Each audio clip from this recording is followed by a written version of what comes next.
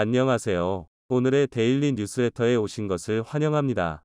1. 위대한 미국의 심령술사. 2. 한국에 대한 놀라운 예언. 3. 2060년 아시아 유일의 드래곤. 한번 진실을 알아봅시다. 세기의 대예언가라 불리는 에드가 케이시. 수많은 예언이 대중에게 공개되었으나 그동안 공개되지 않은 예언이 오늘 최초로 공개될 예정입니다. 저희 뉴스펙트럼은 K씨의 측근이 몰래 기록한 예언이 적힌 일기장을 입수하는 데 성공했는데요. 한국과 관련된 놀라운 예언이 들어있었다고 합니다. 대체 한국의 미래에 대해 그는 어떤 예언을 남겼을까요? 할아버지 안녕하세요. 아이는 할아버지를 향해 반갑게 손을 내밀며 인사를 했는데요. 그런 아이의 모습을 본 부모는 충격에 휩싸였죠. 분명 아이가 가리킨 방향에는 아무것도 없었기 때문입니다. 안 보이세요? 아이는 너무나도 선명하게 유령과 대화를 했습니다. 주변에 부모님이 있다는 것을 잊어버릴 정도로 몰두했죠. 비범한 이 아이의 이름은 에드가 케이시 심령술사이자 동시에 대예언가라 불리는 인물입니다. 미국 테네시주 녹스빌 북쪽 100마일 떨어진 작은 마을 비벌리에서 태어난 그는 어릴 적부터 비범한 모습을 보였습니다. 다른 아이들보다 총명한 모습을 보였던 아이는 책을 무서운 속도로 읽을 뿐만 아니라 그 내용도 어른 못지않게 빠르게 이해하는 모습을 보였죠. 그뿐만 아니라 아이는 영을 볼 수 있는 능력과 함께 미래를 예언하는 모습을 보였습니다. 심지어 자신의 미래까지 예언하고 이를 대처할 방법까지 스스로 찾았죠. 야구 경기에서 공을 맞아 머리가 다칠 것을 예언한 케이시는 잠을 자다가 기적적인 치료법을 발견, 가족에게 치료제를 준비할 것을 요청했습니다. 실제로 야구 경기장을 지나다가 공을 맞은 케이시를 보며 가족들은 K씨가 준비한 치료제를 머리에 발라 상처를 대비할 수 있었습니다. 그 외에도 많은 이들의 죽음과 탄생을 맞춘 그는 성장에서도 그 능력을 잃어버리지 않았습니다. 천리안을 비롯해 여러 능력을 가진 그였지만 그 중에서도 전 세계적인 명성을 얻을 수 있게 한 그의 능력은 바로 예언. 짧게는 수십 년의 미래부터 멀게는 1000년 이상의 미래를 예언해 크고 작은 일들을 맞추는 기적을 선보였죠. 그는 1929년에 발생한 미국 대공황을 예언하면서 본격적인 명성을 얻게 되었습니다. 아무도 예상하지 못했던 주식 폭락을 맞춘 그는 연이어 다른 예언도 성공했습니다. 제2차 세계대전을 암시하는 예언을 남겼는데 그 일이 현실로 나타난 것입니다. 검은 구름이 유럽 대륙을 덮고 있고 독일에서 검은 새의 형상으로 나타나고 있다. 며 그는 세계대전의 원흉인 독일을 가리켰습니다. 그 외에도 페르시아만에서 전쟁의 조짐이 보인다는 예언을 남기고 인간 기원에 관련해 중요한 발견이 일어날 것이라는 예언 등 군사, 과학 등 분야를 가리지 않고 예언을 쏟아냈습니다. 그리고 페르시아만에서 벌어졌던 걸프전과 이라크 전쟁 그리고 인간 게놈 지도의 발견이 예언대로 일어나면서 에드가 케이시의 예언은 전 세계인들이 주목하는 예언이 되었죠. 잠을 통해 많은 비전을 봤던 그는 잠에서 깨어나 그가 봤던 환현과 계시를 글로 정리하는 습관을 가졌는데요. 중요한 예언과 그가 했던 놀라운 통찰을 정리한 그의 책은 많은 이들의 경의를 불러일으켰습니다. 그리고 그를 옆에서 따르며 그의 예언을 충실하게 정리했던 인물이 있었는데요. 케이시의 곁에서 함께 일을 했던 의사 웨슬리 해링턴 캐첨이 바로 그 인물이었습니다.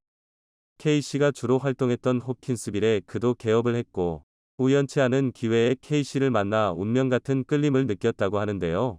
그 이후 K씨의 건강을 봐주는 주치의이자 그의 예언을 충실히 따르는 신도가 되었죠. 그는 말년에 K씨가 출간하지 않았던 많은 비전과 메시지를 정리해 개인 일기장에 그 내용을 정리해 두었는데요. 그 일기장은 지금까지 세간에 공개되지 않았던 물건으로 그 가치를 모르는 이들 손에 이리저리 옮겨 다녔죠. 그런데 최근 저희 뉴스펙트럼이 옥션에 올라온 캐첨의 일기장을 손에 넣을 수 있었고 K씨가 후대에 남기지 않았던 예언의 내용을 입수할 수 있었습니다. 캐첨의 사인 덕분에 저희 뉴스펙트럼은 진위 여부를 확인할 수 있었고 덕분에 K씨의 비밀 예언을 확보할 수 있었습니다. 사실 K씨의 예언 가운데는 동아시아에 관한 내용들이 있는데요. 놀랍게도 캐첨의 일기장에도 그와 관련된 내용이 있었습니다. 그는 일찍이 일본 열도가 침몰할 것이며 많은 이들이 죽을 것이라는 사실을 공개한 바 있는데요. 구체적으로 일본 열도 근방에 큰 지진이 발생, 후지산 폭발도 지진과 함께 발생할 것이며 과거 일본 열도 지역은 태평양에 가라앉을 것이라는 예언을 남긴 바 있습니다. 그는 또한 한국에 대해 놀라운 예언을 남겼는데요. 언젠가는 분열된 나라가 해와 달과 역사로 하나가 될 것이라고 남겼습니다. 분열된 국가의 통일을 예언하며 동아시아의 어떤 나라를 지적한 것이죠. 놀랍게도 그의 예언에 정확히 일치하는 국가는 대한민국입니다. 그는 그 당시 서방에 잘 알려지지 않았던 나라인 대한민국의 미래 상황을 정확하게 예측한 것인데요. 이뿐만 아니라 동방에 위치한 국가가 빛나는 군대를 이끌고 서방 세계까지 그 영역을 넓힐 것이라는 말을 남겼죠. 그 외에 그가 한국에 대해 예언한 것은 없는 것으로 알려졌으나 캐첨의 일기장에는 보다 더 많은 예언이 들어 있었죠. 북으로 내달리는 말소리가 중국을 넘어 북극까지 향한다. 고 말한 그는 하나로 합쳐진 국가가 그 힘을 모아 북쪽으로 진군할 것을 암시. 2060년이 되면 통일한국은 간도와 만주를 병합한 넓은 땅을 소유하고 아시아 연합의 지도자로 군림하는 모습을 언급했습니다. 일기장에서는 또한 중국의 침몰에 대한 내용도 적혀 있었죠. 대륙의 불길이 물로 인해 식힐 것이며 산은 평지가 될 것이고 평지는 바다 아래에 가라앉아 많은 이들의 탄식이 흘러나올 것이라. 예언한 그는 자신이 본 끔찍한 장면을 두려워했다고 하는데요. 중국인들이 많이 죽어갈 것이고 자연재해로 인해 이들 상당수가 오랜 기간 고통 속에 있을 것이라고 본 그는 자신이 본 예언을 믿을 수 없다며 따로 내용을 남기지 않았습니다. 다행히도 그의 예언을 캐첨은 일기 속에 보관하고 있었죠. 향후 미래에 대한 이야기도 등장하는데요. 한국이 세계에서 중국과 일본을 제치고 최고의 국가로 거듭나 미국과 견줄 정도로 강력한 힘을 가진 국가로 묘사되었습니다. 지축을 울리는 강력한 힘이 동방의 국가에 있다.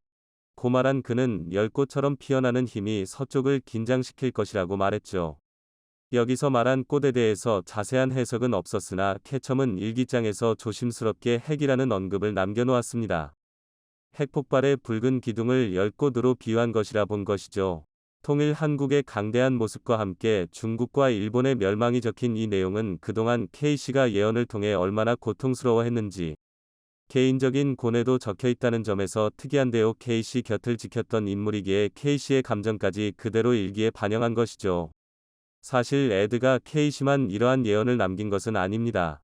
에드가 K씨 말고도 다른 예언가들이 비슷한 내용을 남겼는데요. 특히 통일 한국의 미래가 그 어느 나라와 비교해도 밝다는 점을 알 수 있죠.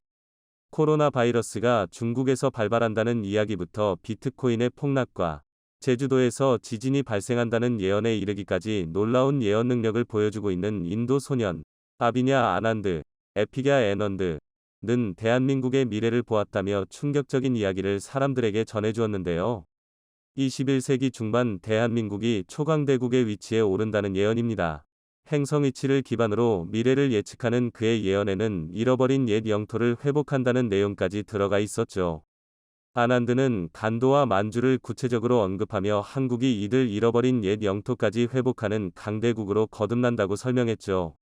오래전부터 뛰어난 예언 능력을 갖춘 타너 스님 역시 대한민국이 세계의 중심이 된다고 이야기하면서 21세기 통일 한국 정부가 중국을 정복해 잃어버린 옛 땅까지 차지하며 미국과 어깨를 견주는 초강대국으로 자리매김할 것이라고 말한 바 있죠. 놀랍게도 타너 스님 역시 일본의 침몰을 예언했는데요. 에드가 K씨의 예언처럼 자신이 바라보는 미래에는 지금의 일본 열도는 존재하지 않는다고 말하며 일본 국민들 상당수가 지진과 해일로 인해 목숨을 잃을 것이며 일본 열도 전역이 물에 잠길 것이라고 단언했습니다. 모든 생명체가 멸망하는 시기를 보았다는 고든 마이클 스칼리온 역시 일본 열도와 중국 대륙 상당 부분이 물에 잠기는 미래를 봤다며 한국은 높은 고지대의 존재 덕분에 육지 부분이 상당히 남아있어 최강대국으로 거듭난 국가라는 말을 남겼습니다. 이처럼 다양한 예언가들이 하나같이 지적하는 것은 한국의 미래가 밝다는 것인데요. 강력한 대한민국의 미래는 이미 확정된 사실이나 다름없는 가운데 버이피테르 신부가 남긴 저서가 화제가 되었습니다. 하나님의 은총을 받아 미래를 예언하는 능력을 갖추었다는 버이피테르 신부는 고종 황제를 처음 접견한 헝가리인으로 훗날 한국이 일본에게서 독립, 강대국으로 거듭날 것을 미리 예견했죠. 세계 무대에서 아시아와 미국이 중심축이 될 것이며 한국과 한국인들이 미래의 핵심적인 역할을 할 것이라고 본 것인데요. 특히 중국 대륙의 일부까지 한국이 점령한 지도를 그의 저서에 싣는 모습을 보였습니다. 지금도 K-팝을 비롯해 세계 곳곳에 한국이 큰 역할을 하고 있지만 미래에는 보다 더 많은 분야에서 한국이 존재감을 드러낼 것으로 보이는데요. 2060년까지 얼마 남지 않은 시점에 한국의 국력은 더욱 강성해질 것으로 보입니다. 동방의 밝은 빛을 뿌리는 아시아 최후의 보루 라고 한국을 가리킨 에드가 케이시의 예언이 중국이 미국을 꺾었습니다. 비록 시뮬레이션이긴 했지만 중국의 신개념 유령 전투기가 F-35를 압도한 것입니다. 이 충격적인 결과에 지금 전 세계가 술렁이고 있는데요. 대한민국과 미국은 물론 대부분의 서방 국가가 하이급 주력 전투기로 F-35를 운용하고 있기 때문입니다.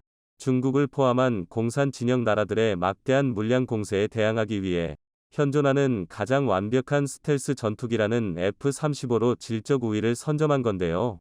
그런데 이런 상황에서 시뮬레이션의 유령 전투기가 실기체로 등장한다면 지구상 어떤 나라도 중국의 폭주를 막을 수 없습니다. 되려 철저히 연공을 농락당하고 중국에 끌려다니기만 할 텐데요. 최근 중국 SCMP가 아주 충격적인 보도를 내보냈습니다.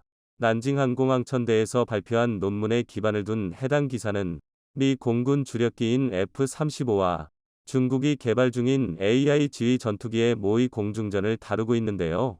여기까지만 보면 별로 특별할 게 없는 기사지만 문제는 결과였습니다. 모두의 예상을 뒤덮고 중국의 AI 기체가 고작 8초 만에 F-35를 격추하며 압승을 거둔 것입니다.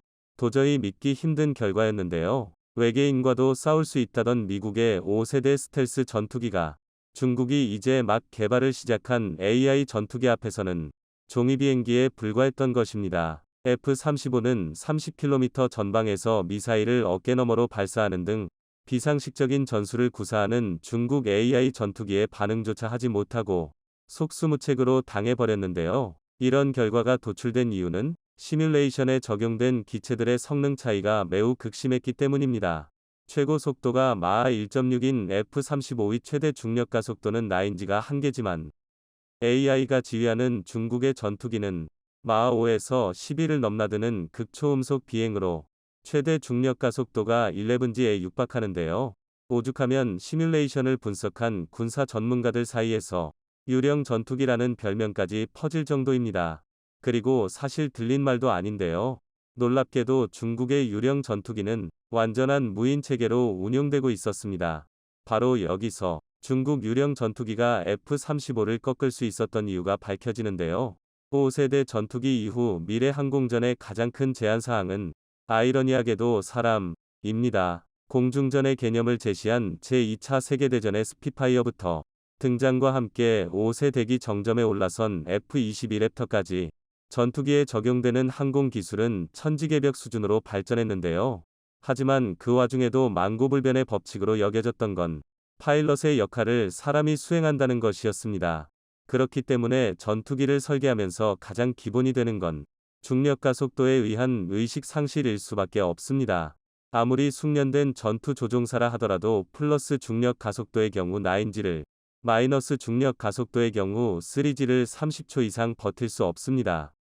그나마 플러스 중력 가속도의 경우 체내 혈이 발 쪽으로 몰리면서 의식을 잃는 블랙아웃이 발생합니다.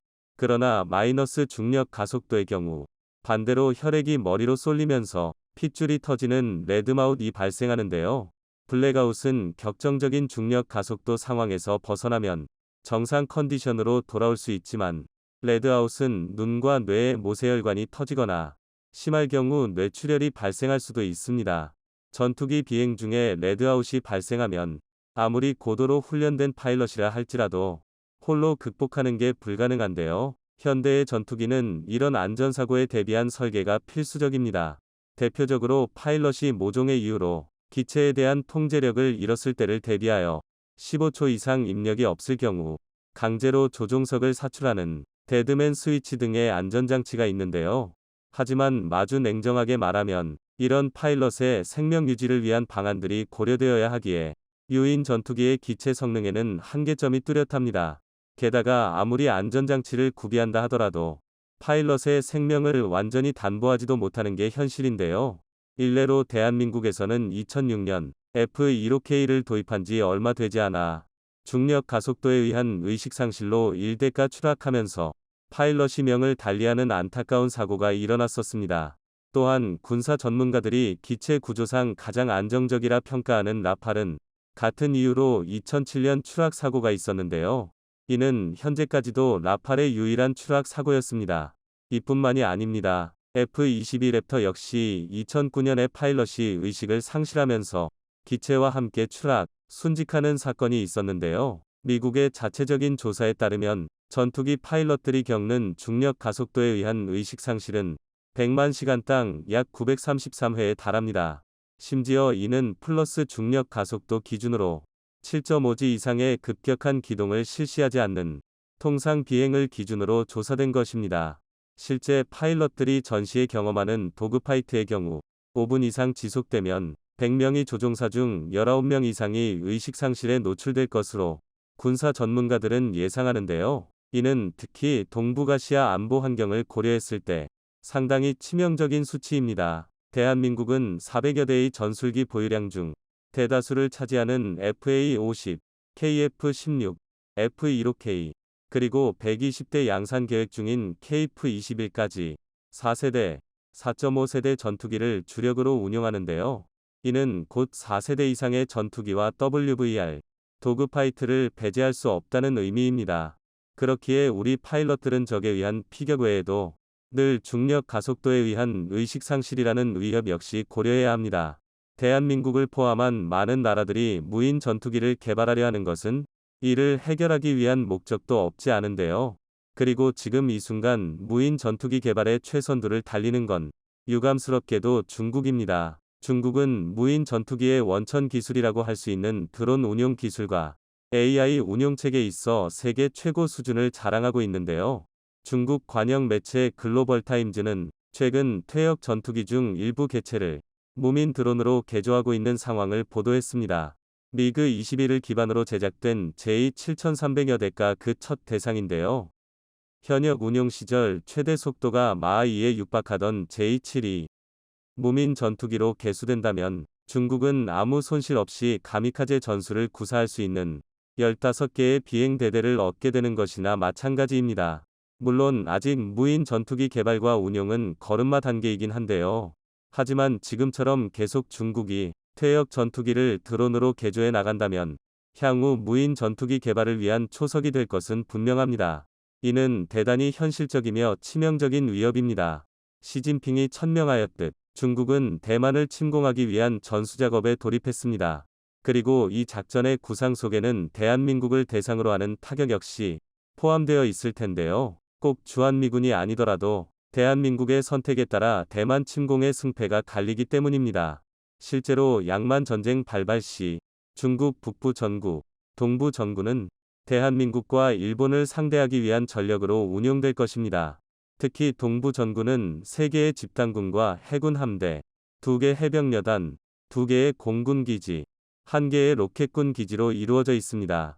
양안 전쟁이 발발한다면 동부 전구는 2개의 해병여단을 한국 서해안으로 침투시켜 수도권을 장악하고 그 사이 로켓군으로 원거리 타격으로 주요 군사기지를 파괴할 속셈인데요.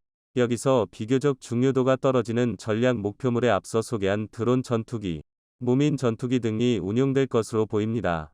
도통 심각한 상황이 아닌데요. 그나마 다행인 건 대한민국 또한 이에 대한 대비를 게을리하지 않고 있다는 것입니다. 우리 군의 대응은 크게 3단계로 이루어져 있는데요.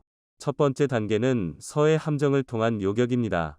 일례로 8척을 운용 중인 대구급 호위함에는 각 함정에 한국형 수직발사체계 KVLS가 16셀씩 탑재되어 있습니다. KVLS는 현재 미군에서 운용 중인 MK-41 스트라이크 팩과 동급의 무기체계이지만 셀 면적은 180%, 셀 길이는 120%, 무장 탑재 능력은 185%, 화염 처리 능력은 135% 향상되었는데요. 아무리 무인 전투기의 기동이 자유롭다고 하더라도 3세대 이하의 전투기에 기반한 이상 큰 위협은 되지 못합니다. 두 번째 단계는 공군기를 통한 항공요격입니다. 2025년이 되면 만에 하나 KF-21 양산에 차질이 생긴다 하더라도 5세대 전투기 F-35A 39기, 4세대 전투기 F-15K 59기, KF-16 132기, F-16PFU 34기, 3세대 전투기 F-5E와 KF-5E 80기 등 약 350대의 전술기가 현역으로 운용 중일 텐데요. 여기에 FA-50 60기를 포함하면 최소 수량만 410대 이상입니다. 그리고 군사 관계자들은 이 중 20% 내외가 동시간에 수도권 영공 방어에 투입될 수 있다고 상정하고 있는데요. 현재 중국에서 시도 중민 무인화 전투기들은 2.5에서 4세대 전투기이기 때문에 현용하는 대한민국의 공중 전력으로도 서해의 물고기들에게 친구를 만들어줄 수 있습니다. 게다가 마지막에는 지상 요격 단계가 남아있는데요. 적어도 방공망은 고체 추진 방식을 사용하며 최대 속도가 마하 2.1에 달하는 신군과 5km 이하 적어도 접근체에 대한 절대 방어를 담당하는 K-31 천마가 배치됩니다. 그 다음은 천궁 2 중거리 지대공 미사일인데요. K-917 이동식 발사 차량에서 운용하며 기동력까지 확보한 천궁 시리즈는 최대 40km 범위 내에서 마하 4위 무인 전투기를 요격할 수 있습니다. 끝으로 2024년 개발 예정인 LSAM이 있는데요. 한국형 THAAD도 불리는 LSAM은 아직 정확한 스펙이 공개되지는 않았지만 애초에 대탄도탄 유도 요격의 역량이 맞춰진 만큼 무인 전투기에도 상당히 효과적인 요격률을 보여줄 것으로 보입니다. 물론 아무리 촘촘한 방공망을 갖췄다 해도 안심할 수는 없는데요.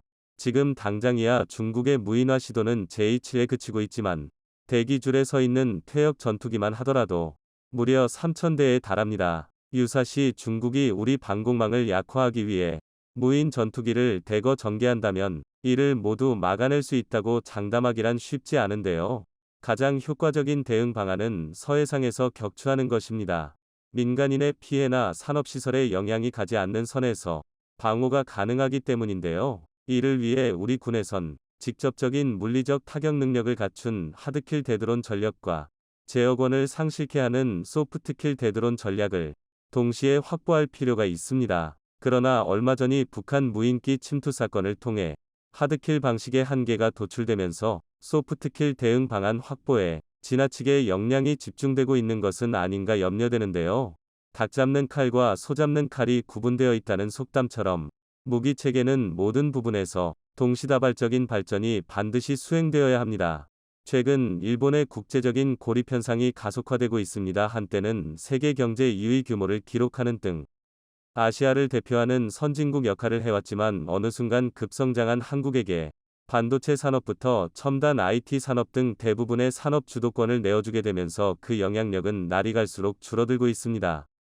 특히 잃어버린 30년이란 말이 나올 정도로 일본의 경제는 급격한 하락세를 겪고 있으며 그 배경엔 1인당 국민소득 GDP마저 꾸준히 성장하는 것은커녕 끝을 모르고 하락하고 있어 완전한 경제적 침체기에 접어든 상황입니다. 이런 현실에 한국이 IT 기술과 반도체를 등에 업고 세계적 영향력을 키워나가면서 자동차 산업에서도 새로운 패러다임인 전기차량과 전기차용 배터리 기술력에서 세계 1위를 달성해 일본이 전통적으로 강세를 띠고 있던 자동차 산업에서마저 한국이 압도할 것으로 전망되고 있습니다. 관련 업계 전문가들이 내다본 일본의 자동차 산업은 제2위 반도체 산업이 될 수밖에 없다며 과거 전세계 반도체 시장에서 압도적인 1위를 기록하던 일본이 현재는 점유율 한 자릿수로 추락한 것을 두고 자동차 분야에서도 비슷한 역사가 반복될 것이라 전망했습니다. 현재 한국의 현대기아가 미국과 유럽에서 전기차 판매량 2위를 기록하는 등 전세계의 호평을 받는 동안 일본의 자동차로 대표되는 도요타의 전기차 판매 순위는 글로벌 41위를 기록하며 급변하는 친환경 패러다임에서 도태되는 모습이 나오고 있습니다. 반면 현대기아의 전기차 판매량은 세계 5위이며 글로벌 표준 특허가 적용되지 않는 중국 기업을 제외하면 전 세계 4위를 기록하고 있습니다. 업계 전문가들의 주장처럼 일본의 자동차 산업 역시 반도체 산업을 따라 시장에서 사라지게 될 상황에 놓였다는 것인데요. 이렇게 한국 기업이 다방면에서 일본의 산업을 추월하고 국제적인 영향력을 키워나가자 자신의 영향력이 줄어들 것을 우려한 일본은 본격적으로 한국과 한국 기업들을 견제하고 있습니다. 로비가 합법인 미국과 유럽에서 한국 기업들을 겨냥해 공개적으로 불이익을 주는 정책과 법안을 지원하고 일본 자체적으로도 한국에 대한 수출 규제 정책을 통해 한국 경제에 직접적으로 부정적인 영향을 주기 위해 노력하고 있습니다. 하지만 최근 들어 일본의 이런 기조가 급변하며 한국과의 협력을 강조하는 목소리가 나오더니 급기야 군사적 동맹을 맺어야 한다는 주장이 나오고 있습니다. 그 배경엔 중국과 러시아의 일본 영해와 영공 침범이 잦아진 데 반해 이들에 대항할 군사적 정보를 얻기가 어려운 상황이 되었기 때문이라고 보여지며, 이 밖에도 일본이 미국의 F-16을 본따 제작한 전투기인 F-2와는 다르게 한국은 자체 연구 개발한 스텔스 전투기를 제작해 시연 비행에 성공하고 실전 배치까지 앞두게 되자 일본에서는 더 이상 한국에 대한 견제나 자극을 주는 것보단 동북아시아 파트너 국가로 인정하고 적극적인 협력을 통해 일본의 경제와 안보 두 마리 토끼를 잡아야 한다는 주장이 나오고 있습니다. 최근 중국과 러시아의 일본 주변에서 군사행동이 심상치 않은 상황입니다. 일본 경제신문은 자국 방위성의 발표를 인용해 일본의 연공과 영해 인근에서 중국과 러시아의 군사적 활동을 통계낸 결과 최근 4개월 동안 대략 100회에 가까운 침범이 있었다고 보도했습니다.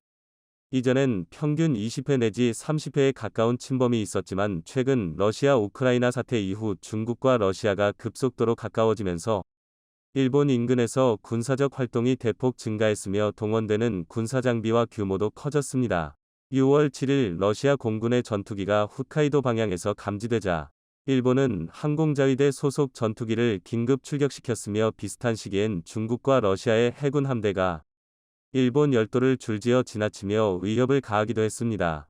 일본 방위성은 중국과 러시아 해군의 최종적인 경로는 달랐지만 일본 방위성은 중국과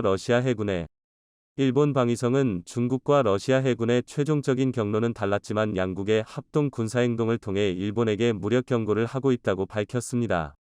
이에 일본에서도 불안감이 증폭되고 있습니다. 일본의 군대는 해외로 나가지도 못하는데 중국과 러시아에 의해 자국 영토는 빈번하게 침범당한다며 전투기 긴급 발진 같은 중요한 내용이 뉴스 속보로 나오는 경우가 많아지는 등 일본 시민들이 체감하는 불안감이 증폭되는 것은 물론 주식시장에도 안 좋은 영향을 주고 있다는 뜻입니다. 일본은 중국과 러시아의 군사적 움직임을 미리 포착하고 대응하기 위한 체계와 시스템을 마련하려는 시도를 하고 있지만 중국과 러시아군의 움직임을 완전히 포착하기란 현실적으로 무리가 있다는 판단을 하고 있습니다. 이에 일본 내 전문가들은 중국과 러시아의 위협을 극복하기 위해선 한국이 가지고 있는 군사정보를 통해 도움을 받아야 한다는 목소리를 내고 있습니다. 한국은 지리적으로 중국과 북한, 러시아 등 일본의 적선국과 가까우며 북한과 대치 상황으로 인해 24시간 가동되는 전략 감시자산은 물론 주한미군과의 정보 교류로 북한의 주요 기지와 중국 측의 한반도 인근 군사기지, 잠수함과 군함의 이동 경로부터 군사공항에서 출격하는 전투기와 정찰기 등 일본이 확인하기 어려운 정보들을 수집하고 분석해 국가안보에 사용하고 있습니다. 따라서 중국과 러시아의 군사적 도발이 발생하기 전에 한국으로부터 군사정보를 넘겨받아 적극적으로 대응하기 위한 목적으로 한국에게 군사정보 보호협정 지소미아를 재개하자는 요청을 해오고 있습니다. 오는 19일 일본의 요청으로 시작된 한일 외교장관 회담에서 일본 측은 한국에게 지소미아 재개의 필요성을 역설하고 한국과 일본 양국이 서로 협력하여 주변국들의 공세에 맞서야 한다는 주장을 펼쳤습니다. 일본의 태도가 이처럼 바뀐 이유는 또 있습니다. 어제 한국의 KF-21 보라매가 첫 비행에 성공하며 전 세계적인 이목을 끌었는데요. 이번 비행 성공을 통해 한국은 세계에서 8번째로 초음속 전투기 개발 국가가 되었습니다. 한국이 첨단 전략 자산을 갖추게 되면 가장 긴장하는 곳은 주변 국가들입니다. 일본 역시 자체적인 전투기 개발을 위해 많은 개발 비용을 투입한 과거가 있기에 한국의 KF-21 성공에 촉각을 곤두세우고 있는데요. 몇 년 전 일본은 미국의 F-16 전투기를 본따 자체적인 F-2 전투기를 개발했습니다.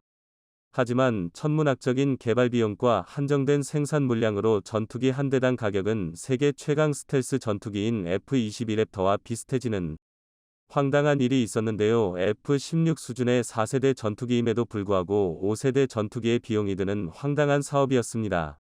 일본의 예산심의위원회에서 심의한 결과 도입 당시 가격과 환율을 생각해보면 훨씬 더 성능 좋은 미국산 전투기를 더 살 수도 있었다는 계산이 나와 자체 전투기 사업에 실효성이 없다고 판단 내렸을 정도입니다.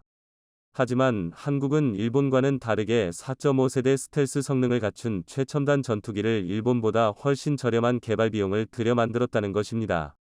이에 일본에서도 한국에 지지 않겠다며 5세대 전투기를 만들기 위해 자신만만한 계획을 밝혔지만 공동으로 연구개발하기로 한 영국의 참여가 예상과는 다르게 불투명해지면서 일본의 6세대 전투기 개발 사업은 좌초될 위기에 놓였습니다. 반면 한국은 반도체 산업과 자동차 산업 등 최첨단 기술력이 필요한 산업에서 두각을 나타내더니 이제는 초음속 스텔스 전투기까지 개발해 주변국에게 큰 긴장감을 안겨주고 있는 상황입니다. 이렇게 대한민국이 무시할 수 없는 수준으로 성장하자 일본에서는 그동안 한국의 발전을 방해하고 견제하던 태도에서 벗어나 한국을 동북아시아의 최고 협력국이자 파트너 국가로 격상시키고 군사 경제적 교류를 강화하는 쪽으로 정책 방향을 급선회 하려는 움직임을 보이고 있습니다.